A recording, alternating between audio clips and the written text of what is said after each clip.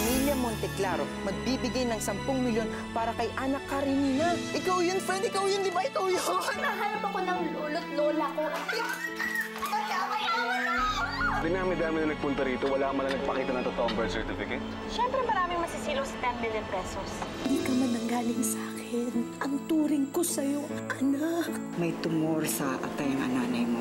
Kailangan maoperahan siya agad bago tuluyang maging cancer yun. Puntahan mo yung pamilya mong mayaman, yung pabuyang ibibigay nila sa atin. Pwede natin gamitin kay inay. May naghahanap po sa inyo. Ana Karenina daw po. Palagay ko, ito po, totoo na ito.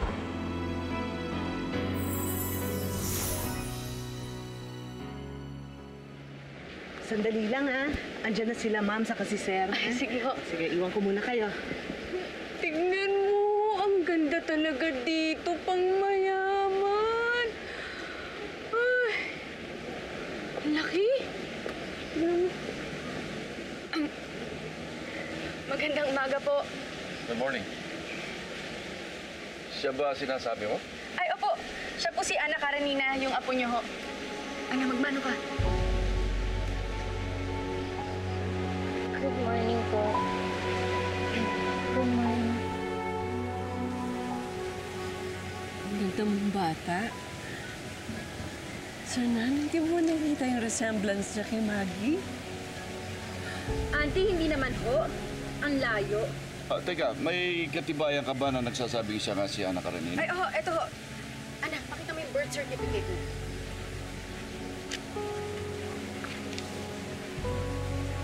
Kaluya nakalagay dito. Pero Ana Karenina ho ang pangalan niya. At ang pangalan ng mother, Elisa. Elisa Kaluya. My God. Another faker. Hindi, sandali. Naalala ko yung sinabi nung staff sa Safe Haven eh. Iniba daw ni Maggie yung pangalan at saka apelido niya para hindi mapahiya si Uncle at Auntie. But how can you be so sure na Elisa Kaluya nga ang ginamit ni Maggie? I think nanloloko lang din niya. Hindi po kami manloloko.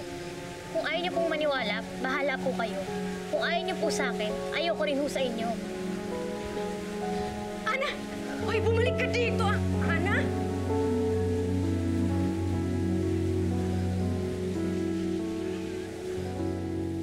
Hoy! Sandali lang! Ate, umuwi na lang tayo. Ano ka ba? Anong gusto mo? Pagkakakilala nila sa'yo, tatanggapin ka nila agad. Yayakapin. Siyempre, hindi. Magtatanong-tanong muna yan sila. At hindi naman nila tayo paniniwalaan eh. At ano? Ha? Nganganga na lang tayo. Iintayin natin na umulan ng pera para maipagamot natin si inay. Ganun ba? Nandito na tayo. Intayin na natin na malaman nila yung totoo na ikaw talaga si Ana Karenina. At kung hindi, pwede naman tayo umuwi eh. Balikan mo yung mga daing mo.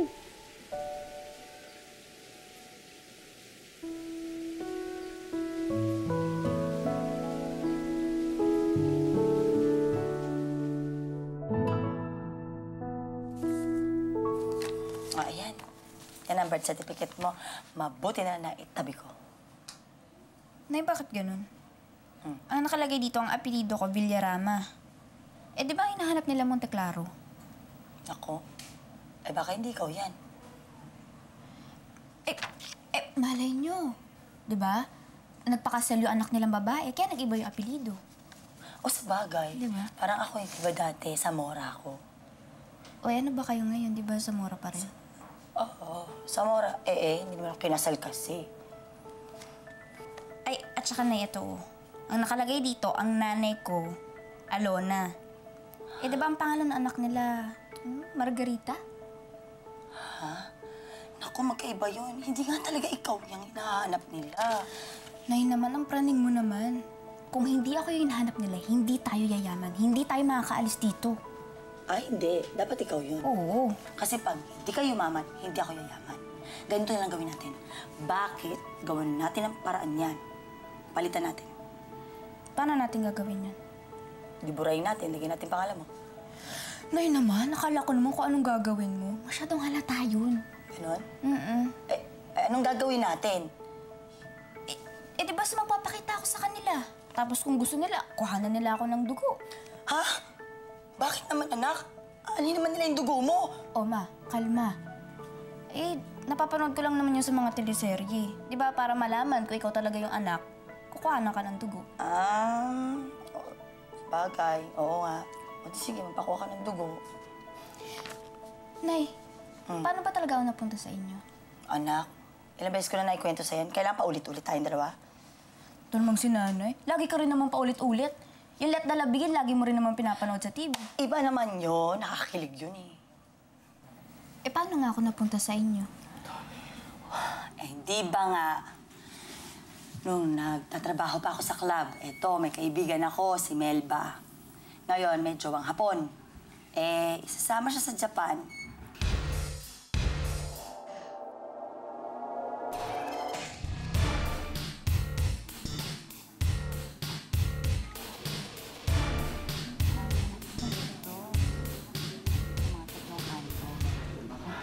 Excuse me lang ha. Susie, teka muna dito. Sandali lang ha. Ay, Susie, ikaw na muna humawak dito kay Karin. Ako naman, balik mo naman sa nanay na yan. Eh, hindi na nga nagpakita sa akin yung lokaret. Sabi niya sa akin, babalik siya. Pero wala naman sa pagka-I-return. Nako, dinala ko lang naman siya dun sa safe haven. Iniwan na sa akin tong Chagits. Sige naman ha, maawa ka naman sa akin para makafly na ako sa Japogs. Ano naman kami ko sa sanggol na yan? May iba naman. Kagay, dulihensya yan sa langit. Ay nako, tingnan mo nga ako. Ilang buwan ko pa nga lang inaalagaan to eh. Nakilala ko na kagad si Corihato. Ay nako, sinasabi ko sa'yo, eto na. Ito na ang tadhana ko. Lilipat na ako patong sa Kangs na Kicks. Sinasabi ko sa'yo. Ay nako, swerte to die. Nako, sa bagay. Kulay yung bonnet niya. Paboritong kulay ko yun, di ba?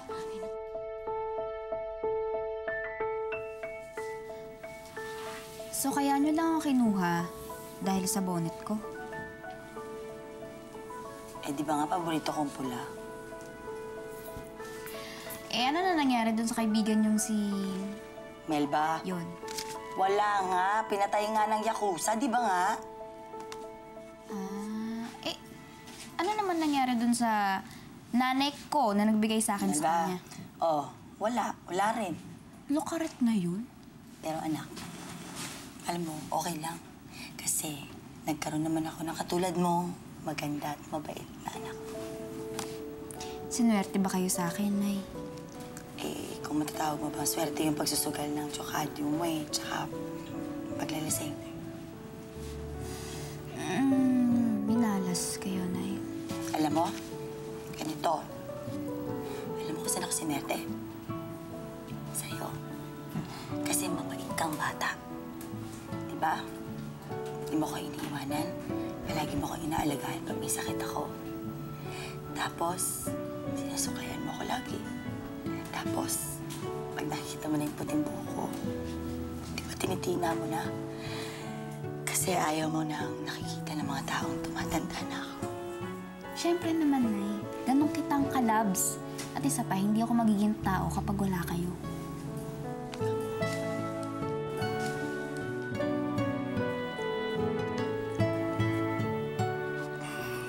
Oh, Nay. Bakit? Kasi, paano yan? Magkikita na kayo ng mga tunay mong magulang. Iwanan mo na ako, mag-isa na ako. Nay naman. Sino namang nagsabi sa inyong gagawin ko yun? Eh, hindi ba nga, dapat kung nasan ako, andun din kayo? Kung sabihin, hindi mo ako iiwanan. Kahit anong mangyari. Kahit anong mangyari, Nay. Sige. Eh, di masaya na ako ulit. Drama niya naman. Nabipekto naman, isasama mo ako.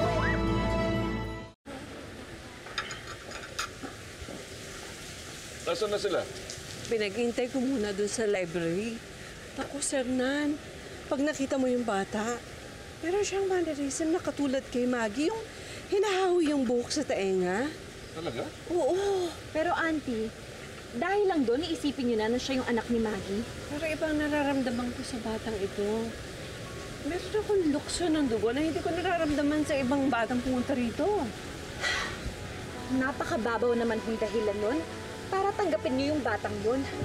Pero ano pa bang dapat pagbasehan natin?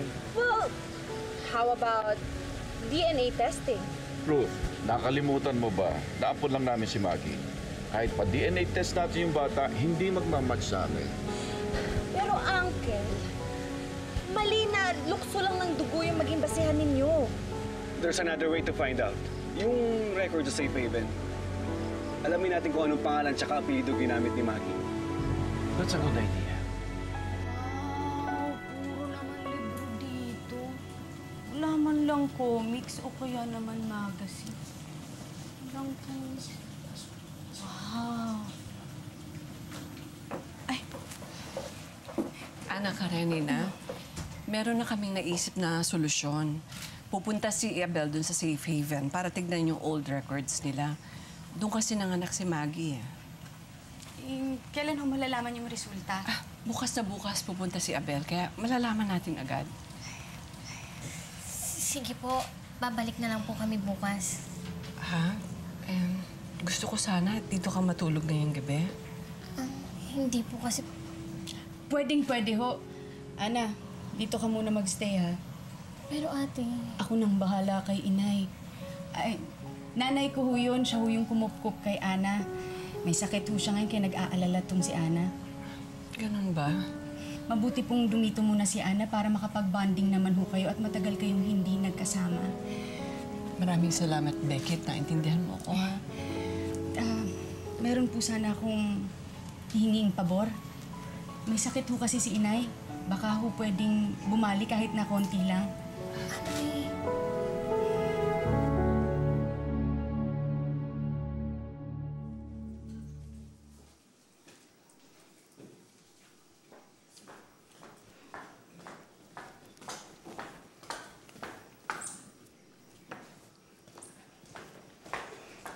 Nina, I have to tell you something. Later na lang, Ma. I'll meet up with Janice and Raquel. But Nina, this is very important. Ma, they're already waiting for me. I'll see you tonight. Ana Karenina, this is about your mom. Your real mom. I knew na darating ang panahon na to na kailangan ko sabihin sa'yo kung anong totoo. I'm sorry to say, but you're not my real daughter. At ito, hinahanap ka na ng tunay mong mga magulang.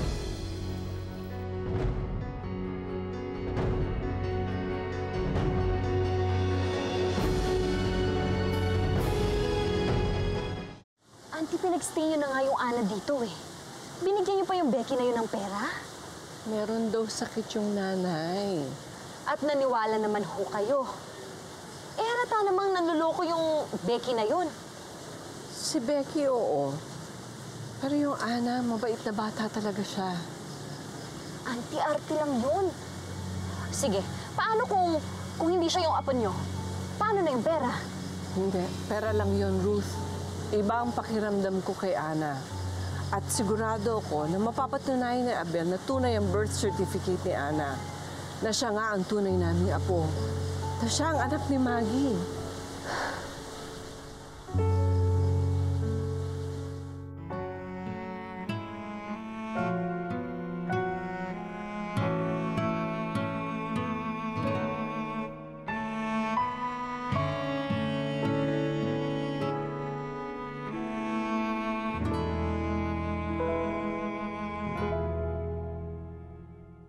So I'm not your real daughter?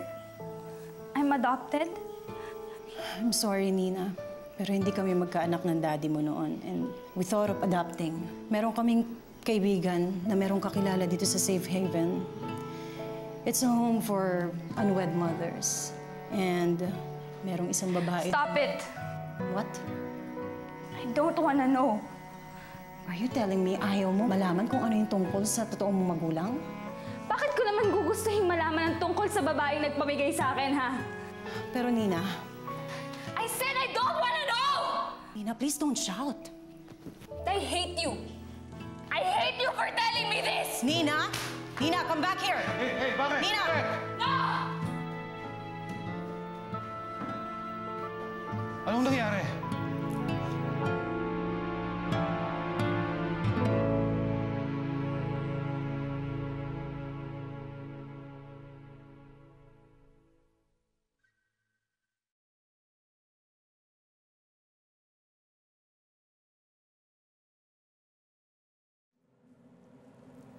Hoy!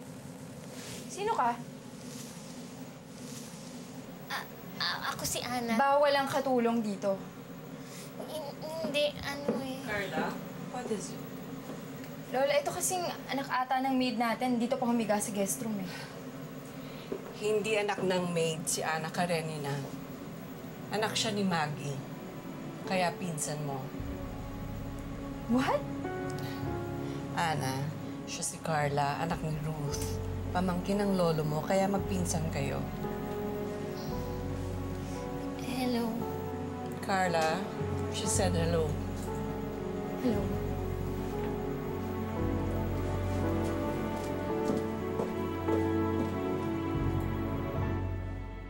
Yes! Oh, andito na sa loob ng dyaryo. Oh, tsaka lang pero bet na. Nararamdaman ko na. Hoy! Susi! May pasayaw-sayaw pa kayo? Magbayad kaya kayo ng utang nyo, no? Hoy! Huwag kang mag-alala dahil makakabayad na kami sa'yo. Ha? At bakit? Bumalik ka na sa club? Tinanggap ka kahit gurang ka na? Gurang, may asim pa ako. Oh, hindi. Ganito kasi yan, Aling Tasing. Huwag ka nang mag-alala. Dahil nandito sa maduming dyaryo ang kasagutan. Mayaman na ako. Mababayaran namin lahat ng utang namin sa inyo. Kami? Ako pa naman. Tayo tayo. Mayaman na kami. Mayaman na kami. Kasi, ganito yun, Aling Tasing. O, basa. Ana. Karenina. Ako yan. Ako yung Ana, Karenina. Siya yun. Ngayon, ano yan? Ako yung hinahanap ng mga Monteklaro na heredero nilang nawawala. Siya yun. Slow din to sa Aling Tasing. Siya yun.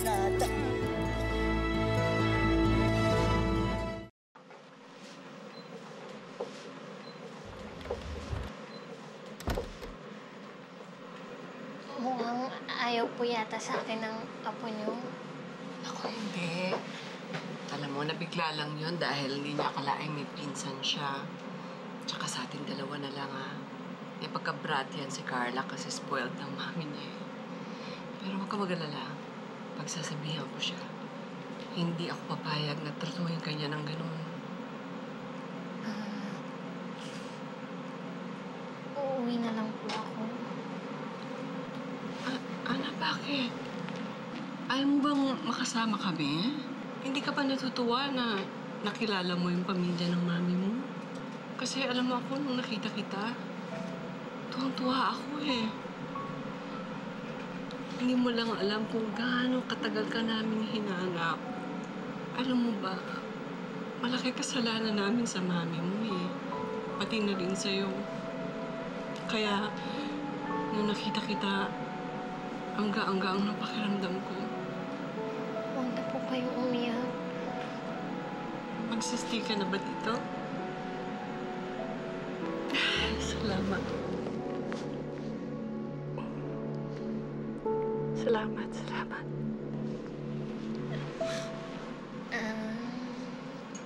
Nasaan po yung mom ko po?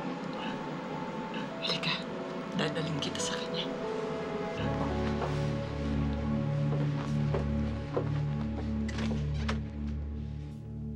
Yung girl na yun, pinsan ko yun, Mami.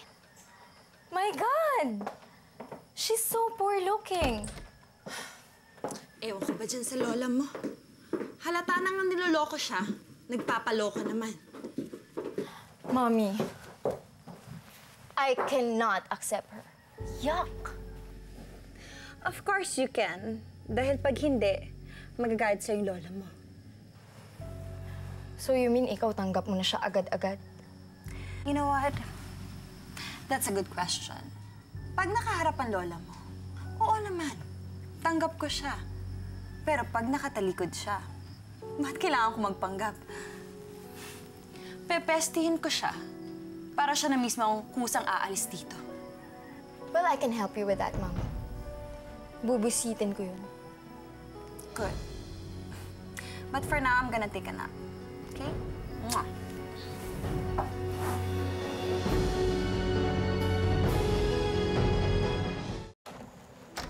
Halika.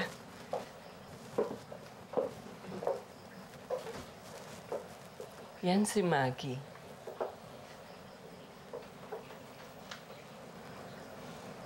Ang ganda niya, no? Alam mo, may hawig nga kayong dalawa eh. Talaga po? Ako yan. Parang kayo ng mannerism. Yung hinahawi yung buhok sa tenga. Kaya alam ko na ikaw ang apo namin. Ikaw ang anak ni Maggie. Nasaan na po siya?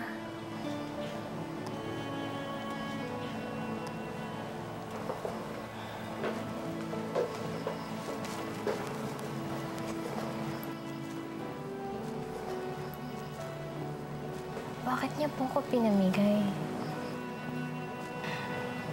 Hindi ko alam. Nung nabuntis ang mami mo sa'yo, pinalaya siya ng lolo mo, kaya hindi na kami nagkita. Ang sabi nung detective, patay na daw siya. Kasama daw siya dun sa barkong lumubog. Wala na din po pala yung mami ko. Bakit? Dito na lang kami ah. Pamilya mo kami, di ba? Lola! Aldrin. We have a visitor pala. No, she's not a visitor, Aldrin. Siya si Ana, pinsan mo.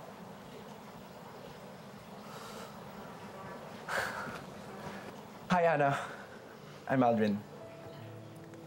Hi. This is too formal. Lola, how do you get a cousin? I know.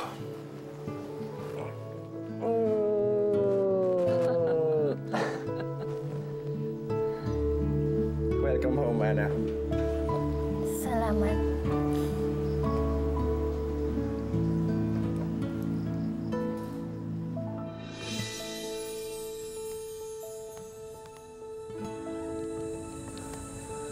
Itong bayad, oh.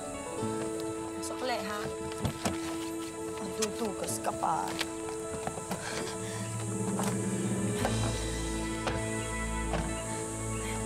Ay, ang laki ng buga.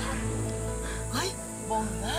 Parang palasyo. Sino mo sila? Ay, sabi mo sa amo mo, nandito ang hinahanap niyang apo. Si Karen. Ana, Karenina.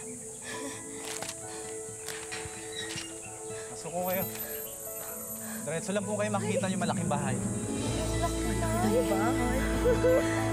Labas pa lang to, anak.